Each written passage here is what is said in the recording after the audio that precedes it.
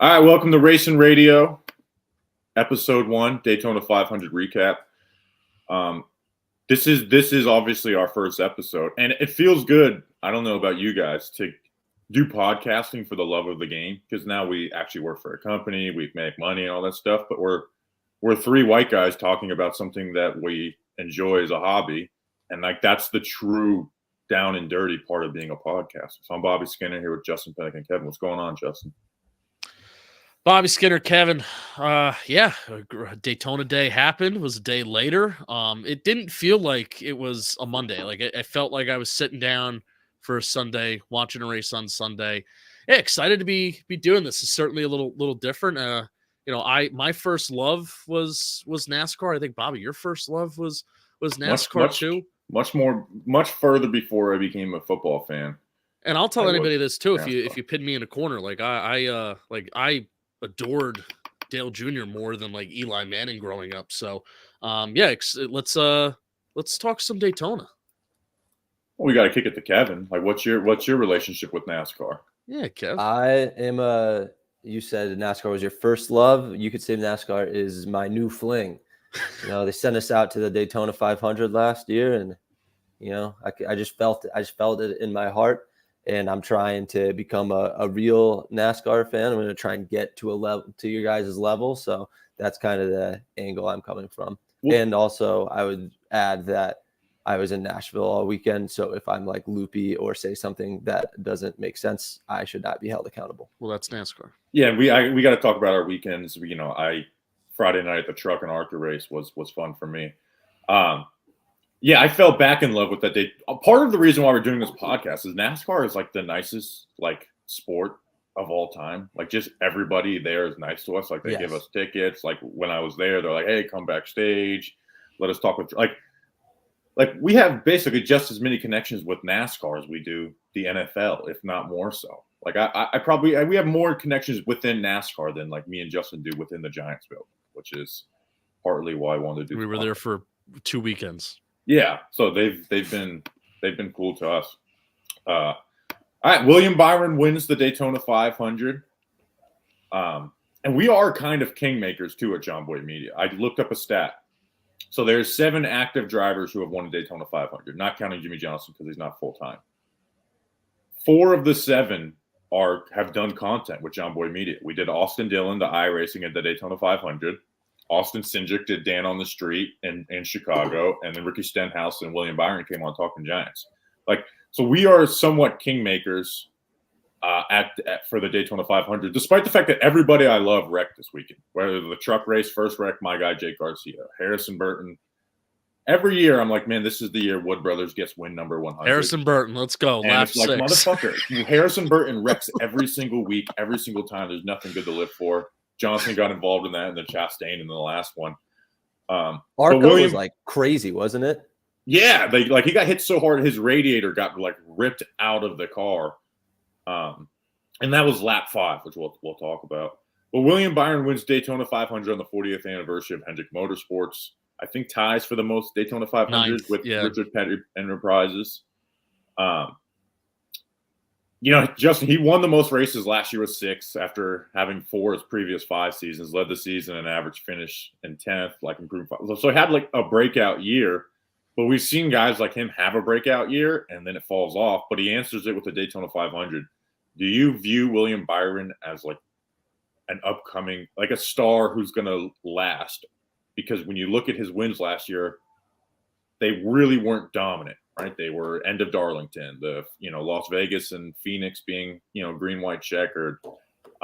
He didn't have those. He hasn't had like the dominant wins, and even today he wasn't.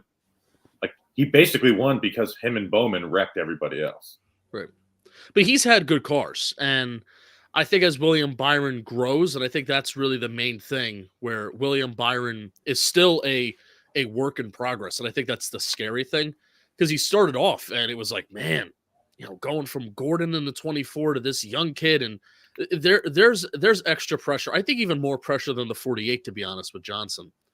There's more pressure being in the 24, and I think the fact that they made the transition from Gordon to another driver before they made the transition from the 48 to Bowman, I think there's more pressure on William Byron to be good in the 24 than Bowman is in the 48. And Byron didn't start out hot. And the expectation for Byron was to be, and it is to be, the superstar at Hendrick Motorsports. Like, come in here, be the young guy, be the superstar, and be what, a lot, kind of be what Johnson was early on, and even be what Gordon was early on. Those are high expectations, but I guarantee you that is what they are expecting. So this kid who grew up iRacing, he didn't necessarily start with growing up with the go-karts or dirt tracks or anything like that. This kid that just grew up iRacing was this prodigy, and finally, started to become that superstar last year. And it's like you said, well, how can you follow that up, especially when these races aren't dominant? And I think it's really tough to be like flat out dominant in today's NASCAR. Like, you'll have Martin Truex Jr. with these flat out dominant races, and it's like, whoa, you don't really see that all that often, just because of how competitive it is, especially with the point system and how you can go on a hot run and a hot stretch. But great start for Byron. He's expected to be a superstar. Gets his first Daytona 500. Starts off that season strong. So, like, last year, he was closer to fourth than second in the Hendrick Motorsports, with Larson and Elliott. And I still think Larson's clearly ahead of him as a driver. Oh, yeah. Long term. But he is kind of, after Elliott's down year, we'll see what he does this year, like getting in there. But Elliott obviously won a bunch of races the year before, won a championship. I still want to see more, right? Because the Daytona 500, it's not about luck, but it does kind of. And again, he was like, I have some other notes. Like, I've had 4 guys who were probably clearly better than him all day, and you thought that one of those guys were gonna win it. But again, Byron, I mean, he wrecked the rest of the field, right? Like the guys, Hamlin, Kyle Busch wasn't involved in it, Logano, all essentially every single Ford was wrecked because of Alex Bowman pushing into William Byron. But credit to him, like you said, answering it with a Daytona 500 victory. Because if he would have went, the first 12 races without a win, it'd been like, oh, yeah, last year was a fluke. Obviously he's going to run good in Hendrick Motorsports equipment, but it was, he answers with that. Like, he's got now can go with confidence, locked in the playoffs, and then, the next 3 races are Atlanta, Las Vegas, and Phoenix, I think, right, Justin? Yep. And he won all 3 of those tracks last year. Now, he won them all towards the end, but still, like, he won all of those races last year. All right, Kevin, I want to throw it to you. I mean, if you have, Bobby, any other thoughts on Byron, race winner? I mean, I guess we'll talk about the end of the race when we actually get to it, but I'm a big talking about like the overall product of the race. Broadcast, was the race competitive? So any other thoughts on like Byron specifically? Well, the finish, what'd you think of the whole caution, no finish. Caution at the finish? Kevin, what do you think of that as like somebody who the finish or what did you think on of the 500s? Neither have finished at the finish line, essentially. Right. I was wondering like how common that is, because it seems like it should happen a lot, because the last lap is when people start jockeying for position. Like, what was it, like Chastain kind of made gun to the front and then he and Cindric crashed? Like, does that not happen all the time? With the Daytona 500, where they're all close together, it's happening. It's almost becoming expected. I think 3 of the last 4 haven't finished at the finish line. But when we were there last year, like I had no idea what was going on, but when they said it was like going to overtime and like the music was bumping, and like I got fired up. Like, I liked the intensity. Yeah, so I like the overtime too. Now, it can get like excessive when they just keep on doing it. But again, I want, for like new fans, I feel like that you just got to finish it. Because I mean, there's been 2 years in a row when the race is over and we're all asking who won, right? Yeah. Without a definitive. You're like, and both years too, like they took the full lap and you're still like, who won? And you're listening in, and then they finally announce it. And it just makes it it's just anticlimactic for what should be like the race that draws people in. You think of all like the amazing finishes at the end, but there's really just no way to fix it, because they're always going to wreck. And then they don't race to the start finish line anymore, because they don't want cars on the track getting rammed to fucking shit because the guys are going for the lead and they're sitting there helplessly. They are more liberal with the caution flag now, right? Like, that's a development in NASCAR. Well, that's the thing, is usually they want to get a green, white checker. So in past, they would want to like as soon as that Cindric and Chastain started spinning, they would just hammer that caution right there. So like, okay, we get a green white checker because once they take the last lap, it's over. But Mike Ford, who's actually a friend of ours, NASCAR communications, basically said like they were hoping that they got out of the way and they could just finish that lap, but Cindric came up on the track. Yeah, because it was Chastain that went in the grass, so he was good, but it was Cindric that came back up. And, I think if it happens maybe 3 seconds earlier, then they get the flag out before they take the white, and then it's a whole different conversation. I think it was just really bad timing. It is anticlimactic, and it absolutely sucks. Because they were going 2-3 wide. They were going 2-3 wide, and you really saw this is even a conversation with the pitch strategy and what was going on in the first and the second stage. You really saw how these cars are so draggy and how they involve so much of the air, and the draft is way more involved. I'm not going to say the previous years, but it's so involved, especially with this car, that they were able to move. And the fact that this race was at night too, and even at the green flag, the track was 90 degrees. So these guys are able to move. They're able to move.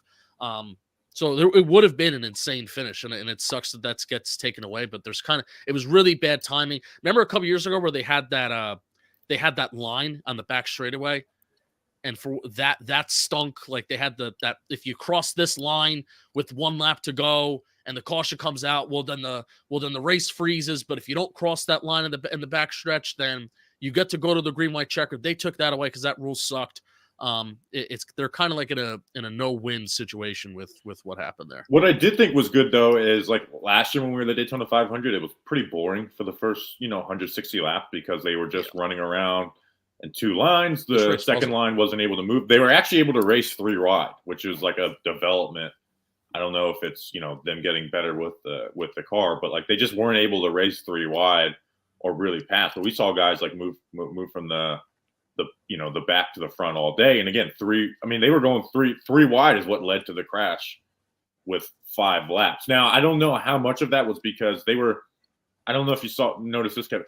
They were racing like 15 miles per hour slower than what they could have because they were all saving gas through the first stage. And then finally, it was good to see Blaney be like, why the fuck am I like, why am I trying to help everyone else and just floored it, pulled away, and then force everyone else to actually race so they couldn't not pit at the first or before the first stage? Yeah. So that's the downside of taking away the horsepower, is because AJ Allmendinger was by himself when he pit on his own. When he pit on his own in stage 1, he's by himself and he's running faster lap times than the pack. And I would say that's one of the only downsides of taking the power away. But in every plate race, and this is even regardless of whether you have stages or not, which I know some people are really, whether you're anti-stages or pro stages. I actually kind of like the stages here because it does give the final couple laps like, all right, well, you're going to see competitive racing for a couple laps here because it's all about setting up for that final pit stop anyway. It's all about setting up for that final pit stop where if you save fuel, and you only need 5 seconds of fuel for that final pit stop, that's huge. Like it's all about setting up for that final pit stop where you can go 30, 40 laps and then run to that sprint and then you get that track position, right? It would be nice if maybe they just do this for like these types of tracks where it like lines up perfectly with the fuel stuff and they're not taking tires. But if they could just get rid of stage cautions, you can have the stages because I like stage racing too, but get rid of the stage cautions to get the whole fuel mileage and saving type stuff. Because they stopped doing that at road courses. Now, the first road course they did that at, it screwed them because they went green essentially the entire race, and guys' arms were stuck like this. They couldn't move their arms after the race. But in the plate racing, I feel like they can get rid of the stage cautions. So they're not doing that fuel saving thing. Who did you feel like most deserved to win today, Justin? Or yesterday? It was Kyle Busch. It felt like Kyle Busch. It felt like Kyle Busch was like all week too, right? The storyline all week was Kyle Busch was basically creating a storyline himself of like the whole 20 years of trying, 20 years of frustration, like basically trying to make himself out like, hey, this is my Dale Earnhardt 1998 year. And he was going from back to front. And then when he had the loose tire, you're like, oh, he's fucked.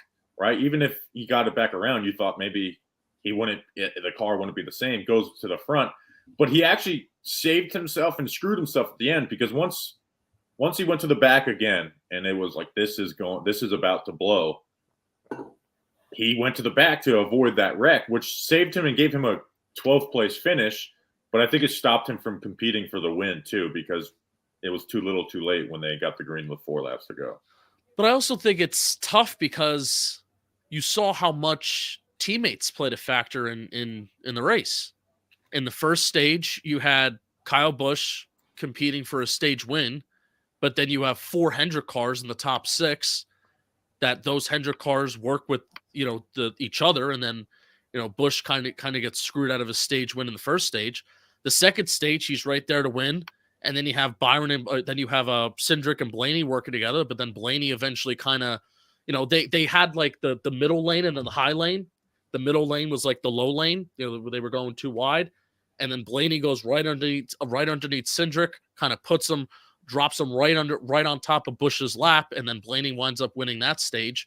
And then I'm screaming to myself, man, because Busch went up, like you said, he went back, he went back to the front, back up to the front, to the back up to the front. And then, you kind of tweeted out at the end of stage 2 when he left early, because he left on the jack, but they weren't done, putting the lug nuts on the lug nut on the front tire, the right front tire. So then he had to come back and he had to start from the rear. And then you're kind of like, man, he's done. I'm like, nah, he's not done. He's moving. Yeah, I didn't think he was able to limp that thing around. No, I'm like, I don't think he has damage. These new cars aren't like the old cars where they can, if you had to drive that old car around that track, then it'd be done. So he came back up, and I'm screaming to myself, there's 9 to go. Screaming to myself, being like, where is he? Like 10 to go was go time, man. 10 to go. He was waiting for that big one to happen, and I think he was waiting for it to happen with like 16 laps to go. And unfortunately for him, it happened for 9, and they got the green flag at 4. And you saw him try. Like, he tried to start the third line, but you can't start the third line on a restart. And he ended up dropping back from like 7th to 12th at the end of it. Yeah. But I mean, I do think, number one, Austin Dillon's not very good. But then number 2, RCR is a 2-car team, and Austin Dillon got involved in that wreck early on. You did see, the power of the Fords up there together. Now, a lot of the Fords. Busch was like willing himself to the lead. Like, there was a time where he just man. Jumped out past, I think it was Hamlin, and took over the lead. So like he was like, and that's where it felt like the guys who were the best were choosing to be the best. Like, no, I'm not going to try and ride around. Like, Hamlin waited and then worked his way to the front. Yeah. Logano led the most laps, and he was wrecked. And then even Chastain, who wasn't like dominating the race, he was in the lead because of how aggressive he was. Like, he broke up that run off of the pits, and then was blocking his ass off, and that saved him from the big. I mean, he missed it literally by the skin of his. Like, they brushed his car, like from getting in that wreck, and then went for it at the end. Cindric was actually more pissed at LaJoie. You thought that he'd be pissed at Chastain, but basically Cindric was like bumping the shit out of, or LaJoie was bumping the shit out of Austin Cindric, and that gap was there, and Chastain went for it, and Cindric moved up the track at the exact same time, and that's what ended up. I wanted Chastain. Like, I was on pins and needles. Like, I really wanted that for Chastain. Having the year coming off the win to end the season, the new sponsorship. Like, he's literally, to me, he is obviously Chase Elliott is the most popular, but I think Ross Chastain is like becoming the star. And if he can win a championship and have a 3 or 4 win season, like, will become the face of NASCAR. And it would have been so perfect for him to win with the Busch Light sponsor. I think it would have been like that. Let me ask you that. Do you think NASCAR would have rather had Ross Chastain win or a Hendrick guy? Not including that was, yeah. But I mean, here's the thing. Okay, Ross Chastain or William Byron, let's say that. Because Chase Elliott and Larson would have obviously been bigger. I still think Hendrick. Now, if it's – I think NASCAR needs to embrace – and they're starting to. NASCAR needs to more embrace that Ross Chastain is the villain. Because right now they're embracing that Denny Hamlin is.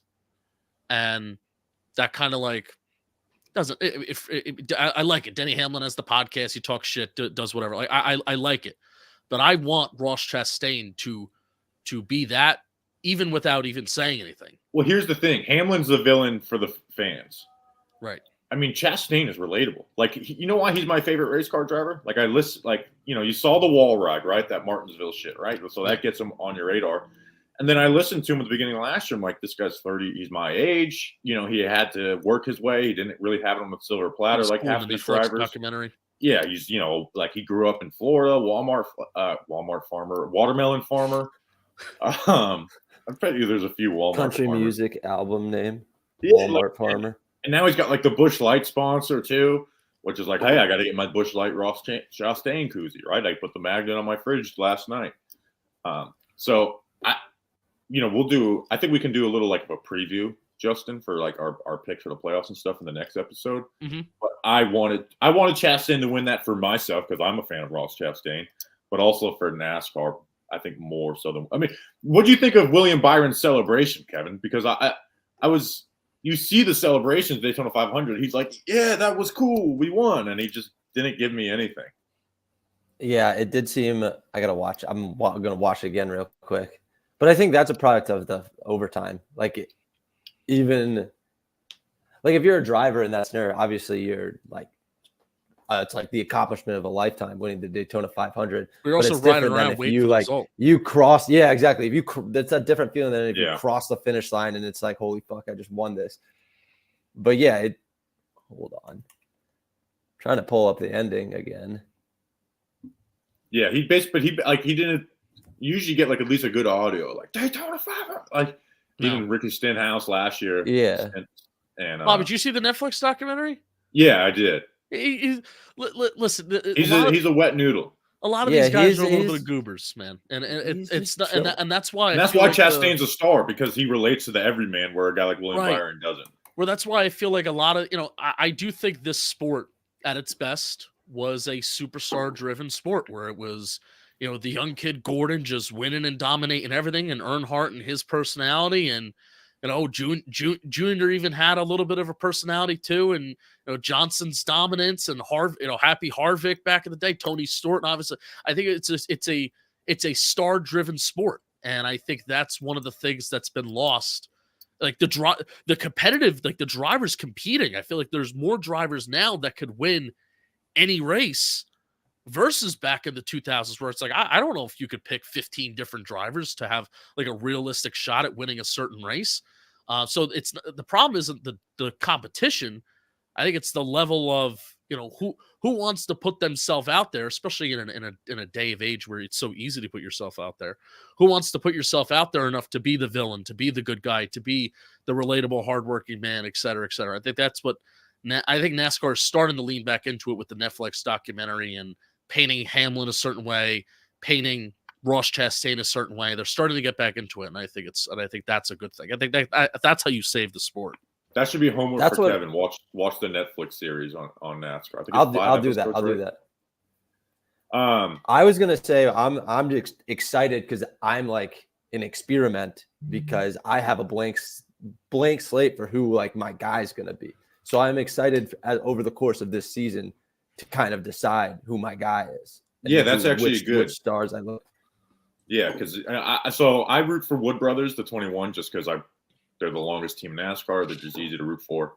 Unfortunately, I kind of hate their driver right now.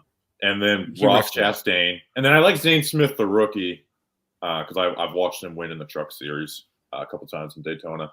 I mean, any other notes, Justin? We talked about Kyle Busch, Ross Chastain, Logano. I was pissed that Michael McDowell had that motor problem, because he was at the front versus the duels. Obviously, yeah, he's a good outside pole. He's he a good was racing really well, and it just fell off. I guess they don't have restrictor plates anymore. He's a good super speedway driver. Yeah. I just want to talk about the product, because I know we talked about. What do you think of the Wendy's commercial, Kevin? That was 3 minutes long. Yeah, Kevin, did you see the Wendy's skit? I did not see the Wendy's commercial. To that. I don't pay attention. There's a 3-minute Wendy's commercial. Yeah, so they went like the side by side where it's the race and then a commercial, and they just did like a 3-minute long Wendy's infomercial where they're like playing putt-putt, DJ Khaled, like a normal Wendy's commercial. I mean, it was great. I should have pulled out my timer, because I was like, I cannot believe that this is still happening. I will say the Wendy's on the infield at Daytona is one of the most magical places. And they did it bigger and better this year. And we get to go. I was very sad. I have another product thing. I think we got screwed last year with the gentlemen start your engines. Like ours was just some random dude. The Rock. And this year they got The Rock. And obviously he killed it. Like I wanted to see The Rock do that.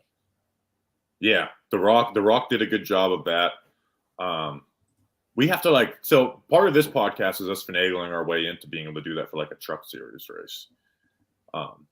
That's the things I want to use like clout for are not this. Like I want to do start your engines at a truck race. I want to drop the puck at a minor league hockey game. And I've always said if I ever get to throw out the first pitch at a minor league baseball game, I'm just gonna fucking crow hop it over the back net. Just that's my goal. Like the idea of wanting to, pitch it down the middle. Like the only person who should have just pitched it down the middle is George W. Bush after 9/11. He's the only person who's like, we need you to pitch it down the middle. No one else needs to pitch it down the middle. You don't get remembered that way. I think we can get you into a wheel and modified race. Something. Here's the thing: is my voice reflection isn't great when I'm screaming at the top of my lungs. So I would literally. I don't know if I've ever heard you yell, Bobby. I don't know if I've ever heard you raise your voice. So I would have to yell but not scream, because when I scream at the top of my lungs it's bad. But you know what, I'd have to get angry, because when I'm angry, my yell sounds a lot better. So maybe someone would have to piss me off to do so, which I was thinking about doing a pissing me off segment of what driver pissed you off. I have one. It's like what really grinds. Who's yours, Justin? I mean, it's Brad Keselowski. Here's where I'm going to move off you. You know who might piss me off is John Hunter Nemechek. He was in like 2 wrecks in the Xfinity, and he's out there. Now, I know it's not his first season, but it's his first season back in Cup. And they do that third line. Chastain starts it. Keselowski jumps in front of it. Okay. And then John Hunter Nemechek is like, oh, I don't know. Went back and forth, never fully committed. And then Keselowski ends up running. Like, what is Keselowski supposed to do there? That pissed me off. Like, John Hunter Nemechek, know your role. It's lap 5. Like, you can't be half-assed if you're going to commit to the. Keselowski knows, man. He knows that you can't push in the tri-oval. He knows. He did the same thing at the duel, and he did it in the 2-car. I like Keselowski. He is one of my favorite drivers, but he did it in the 2-car. He's done it in the 6-car, and I guess because he's the owner of the team, he doesn't have to answer to anybody. But I feel like it's every year on a super speedway track where he's pushing in the spot where he's not supposed to be pushing, and then also pushing on lap 6. That got me really worried, because I'm thinking, shit, man, if we're gonna have like multiple big ones, or if we're gonna have like cars kind of leave the pack, and if we're only gonna have 20 cars that are left, especially if there's only 20-25 cars that are left and we're halfway in the race, then it really gets to a boring product. So I'm really glad that, all right, Brad, first of all, the people that always cause the wrecks, they made it out. Oh, they made it out, clean. But Brad, that was lucky that wasn't a bigger wreck than what it was. But Brad eventually got involved in his wreck, but still, that pissed me off. Lap 6, that race really had the potential. If there were a couple more cautions to really get like dicey, and the end would have been bad. Like, at least even though the ending was anticlimactic, we saw 3-wide racing at the end. That was awesome, and that's why we wanted to see the race go to the finish, because it was awesome racing. So, credit to those drivers for keeping it together and keep it, what it really ended up being is I was on the edge were you not on the edge of your seat, kind of like from 20 laps to go on? Oh, I was waiting for the big one. I was literally nervous. I was on, especially with the way Chastain was blocking. I'm surprised it didn't happen earlier. Final. So, what do you think of the crank it up on pit for the pit stops? I like the idea. I like the effort from Fox to try something, but I would not return that. It was pretty lame. Do you like the pit road reporting though? I think I kind of like the pit road reporting of who gets an adjustment where. Yeah, that's the other thing. You took that away, which is like an important part of the broadcast. This car's driver's loose. He's getting tire pressure adjustment here, tire pressure adjustment there. So, what's the phrase I'm looking for? You got it on top of the car. Wedge. Thank you. What else? 41 lead changes. Yeah, I really wanted to talk about on the edge of my seat, waiting for the big one to happen at the end. Basically, the last 30 laps. A lot of comers and goers. Shout out Todd Gilliland for having a good race, and then he got wrecked. Kyle Busch. Kyle Busch is, I guess, Kyle Busch is a guy I want to talk about just as the season goes on and see how he does. Because he had a couple wins last year that were kind of fugazi at some tracks that are like. Well, he dominated Fontana, and Fontana's gone. Fontana's gone, and what track can you look at Fontana and be like, oh, that's like a playoff track that you could, like, if you run well at Fontana, you can run well at these tracks. So we'll see how Kyle Busch does, but I have very strong opinions on him, especially like as Denny Hamlin has gotten a much bigger spotlight as the years have gone on. Ty Gibbs obviously took his job, rightfully or unrightfully so. So we'll talk. How about on Thursday we'll do like our playoff picks? Oh, great! We're adding a second show on something. I'd like to get some interviews on this show too, which I feel like we could. Obviously, we're not going to have driver interviews in season, but maybe friends around the sport and make some friends around the sport. But so I went on Thursday and Friday, and man, so Kevin, I went to every year I go to the truck race on Friday night, which is essentially supposed to be the shortest of the 3 series, but they also have this 4th series that's there, and because of the rain, they said, all right, we're doing the 4th series at 11:30 after the truck race. I'm not kidding. It did not end till 1:40 in the morning because, I mean, I actually like watching wrecks. I know everyone complains about wrecks. I was at the point of like, stop fucking wrecking because it destroyed me because it was 7 hours of racing, 9 hours of drinking. Like a 32-year-old man is not built for that, where I was, you know, I felt like death the next morning, but it was fun despite the fact that, I mean, they wrecked they both wrecked in like the first 3 laps too. It'd have been better if that happened last year when you were in the booth with Alvin Kamara. See, could you imagine, Justin, if we were in the skybox in the suite for that? That would have been. I mean, they would have been having to. Would have asked for 35 Cokes, or the president of NASCAR would have had you guys. Yeah, they would have had like. I think we would have had the self-awareness, like, you know, we need to leave the suite if we're gonna stay here for this. You would have got so bored that you would have, like, you know what, screw it, we are going to fight Alvin Kamara. Yeah. So maybe we'll get Alvin Kamara on the podcast too. He's like a friend of NASCAR. You know, and Kevin, you remember Frankie Muniz, right? Of course.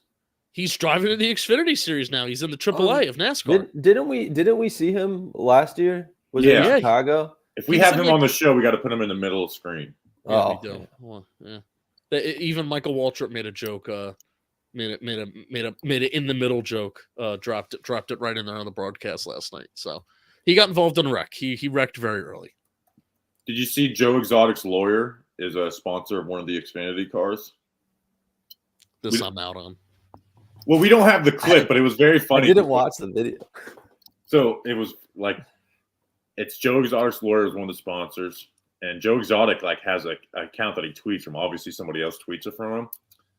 And Joe Exotic actually liked my tweet, which was a nice, like, wow, that's cool. Basically did an interview asking about Joe Exotic, and the guy was like asking, like, yeah, so do you like how involved with you guys? He's like, well, you know, I've never done meth.